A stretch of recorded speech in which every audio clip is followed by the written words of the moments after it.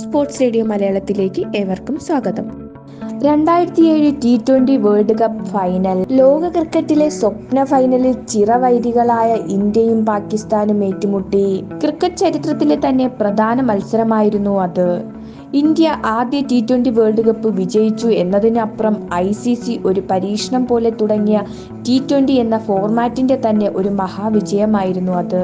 ഈ വേൾഡ് കപ്പിന് മുൻപ് ഇന്ത്യ ഒരു ഒറ്റ T20 മത്സരം മാത്രമേ കളിച്ചിട്ടുള്ളൂ എന്നതും ഈ വേൾഡ് കപ്പിന് ശേഷം ഇന്നത്തെ ക്രിക്കറ്റ് മാമാങ്കമായ IPL 2008 തുടങ്ങി എന്നതും വെച്ച് കൂട്ടി വായിക്കുമ്പോൾ അറിയാം ഈ ഫൈനൽ വിജയം എത്രമാത്രം ക്രിക്കറ്റിനെയും T20 ഫോർമാറ്റിനെയും സ്വാധീനിച്ചു എന്നത്. 24,000-ലധികം കാണികളുമായി തിങ്ങി നിറഞ്ഞ ജോഹന്നാസ്ബർഗ് ന്യൂ വാൻഡേഴ്സ് സ്റ്റേഡിയത്തിൽ ടോസ് ജയിച്ച ധോണി ബാറ്റിംഗ് തിരഞ്ഞെടുക്കുകയായിരുന്നു. പരിക്കുപറ്റിയ സേവാങ്ങിനു പകരം യൂസഫ് പത്താൻ പ്ലേയിങ് 11-ൽ ഇടം നേടി. 8 പന്തിൽ 1 4-ഉം 1 6-ഉം അടക്കം 15 റൺസെടുത്തു പത്താൻ ആസിഫിന് വിക്കറ്റു നൽകി മടങ്ങുമ്പോൾ ഇന്ത്യക്ക് മികച്ച ഒരു തുടക്കം ലഭിച്ചിരുന്നു. എന്നാൽ ലഭിച്ച മികച്ച തുടക്കം മുൻപോട്ട് കൊണ്ടുപോകാൻ ഇന്ത്യൻ ബാറ്റിംഗ് നിരയ്ക്ക് സാധിച്ചില്ല. 49 ബോൾ വേണ്ടിവന്നു ഇന്ത്യക്ക് 50 റൺസ് എടുക്കാൻ. മൂന്നാം വിക്കറ്റിൽ 50 റൺസിന്റെ കൂട്ടുകെട്ട് ഗംഭീറും യുവരാജും ഉണ്ടാക്കിയെങ്കിലും 13ാമത്തെ ഓവറിൽ മാത്രമാണ് ഇന്ത്യ 100 കടന്നത്. യുവരാജ് 19 പന്തിൽ 14-ഉം ധോണി 10 പന്തിൽ 6-ഉം എടുത്ത് മടങ്ങിയപ്പോൾ അവസാനം ആഞ്ഞടിച്ച് രോഹിത് ശർമ്മയുടെ മികവിൽ ഇന്ത്യ നിശ്ചിത 20 ഓവറിൽ 157 റൺസ് എടുത്തു. 54 പന്തിൽ 8 4-ഉം 2 6-ഉമായി 75 റൺസ് എടുത്ത ഗംഭീറാണ് ഇന്ത്യയുടെ ടോപ്പ് സ്കോറർ. 4 ഓവറിൽ 28 റൺസിന് 3 വിക്കറ്റ് എടുത്ത ഉമർ ഗുൽ പാകിസ്ഥാന് വേണ്ടി തിളങ്ങി. ഹഫീസിനെ സ്ലിപ്പിൽ ഉത്തപ്പയുടെ കയ്യിൽ എത്തിച്ചുകൊണ്ട് RP സിംഗ് പാകിസ്ഥാൻ ഇന്നിംഗ്സ് ആരംഭിച്ചത്. അടുത്ത ഓവറിൽ കമ്രാൻ അക്മലിന്റെ വിക്കറ്റും RP സിംഗ് പിഴുതു. ഒരറ്റത്ത് ആഞ്ഞടിച്ച ഇമ്രാൻ നസീർ തുടക്കത്തിൽ ഇന്ത്യക്ക് തലവേദന സൃഷ്ടിച്ചിരുന്നു. എന്നാൽ ഒരു ബ്രില്യന്റ് റണ്ണൌട്ടിൽ ഉത്തപ്പ ഇമ്രാൻ നസീറിനെ പുറത്താക്കുമ്പോൾ ഇന്ത്യ പതുക്കെ കളിയിലോട്ട് തിരിച്ചു വന്നു. പവർ പ്ലേയിൽ തന്നെ 50 കടന്ന പാക് സ്കോർ പക്ഷേ 100 കടക്കാൻ 16 ഓവർ വേണ്ടി വന്നു എന്നത് ഇന്ത്യ അത്രയും മനോഹരമായി മിഡിൽ ഓവേഴ്സ് എറിഞ്ഞു എന്നത് കാണിക്കുന്നു.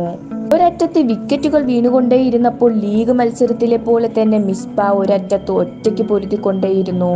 17ാം ഓവറിൽ ഹർഭജൻ സിംഗിനെ 3 6-ന് പറത്തി പാകിസ്ഥാൻ പെട്ടെന്ന് കളിയിലോട്ട് തിരിച്ചു വന്നു.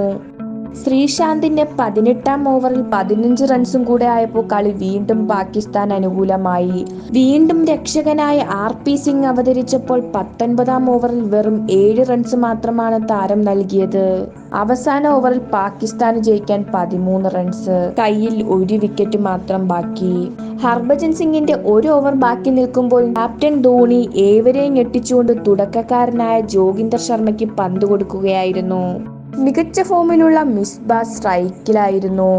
ആദ്യ പന്ത് വൈഡ്, അടുത്ത ബോൾ ഡോട്ട്. 5 പന്തിൽ 12 റൺസ്. അടുത്ത പന്ത് ഔട്ട്സൈഡ് ഓഫിൽ ഫുൾ ടോസ്. മിസ്ബ ആ പന്ത് അതിർത്തി കടത്തിയപ്പോൾ പാകിസ്ഥാൻ ചരിത്ര വിജയം മുൻപിൽ കണ്ടു. എന്നാൽ അടുത്ത പന്ത് ഫൈൻ ലെഗിലോട്ട് സ്കൂപ്പ് ചെയ്ത മിസ്ബയ്ക്ക് പിഴച്ചു. In the air, Sreesanth take it, India win the world cup എന്ന് രവിശാസ്ത്രി കമന്ററി ബോക്സിൽ നിന്ന് വിളിച്ചു പറയുമ്പോൾ നടന്നത് വിശ്വസിക്കാൻ കഴിയാതെ മിസ്ബ ആ പിച്ചിൽ മുട്ടുകുത്തി ഇരുന്നു പോയി. സ്വപ്ന ഫൈനലിൽ പാകിസ്ഥാനെ തകർത്തു Indian champions. 2007 T20 world cup അത് ക്രിക്കറ്റിന്റെ പുതിയൊരു അധ്യായത്തിന് തുടക്കം കുറിക്കലായിരുന്നു. സ്വപ്ന ഫൈനൽ കൊണ്ട് തന്നെ ആ പുതിയ ഫോർമാറ്റ് ഓരോ ക്രിക്കറ്റ് പ്രേമികളുടെ മനസ്സിൽ ഇടം പിടിച്ചു. സീനിയർ താരങ്ങൾ ആരുമില്ലാതെ ധോണിപട ലോകം കീഴടക്കിയപ്പോൾ പിറന്ന ചരിത്രം അത് ഇന്ത്യയുടെ മാത്രമല്ല, ക്രിക്കറ്റിന്റെ കൂടെയായിരുന്നു.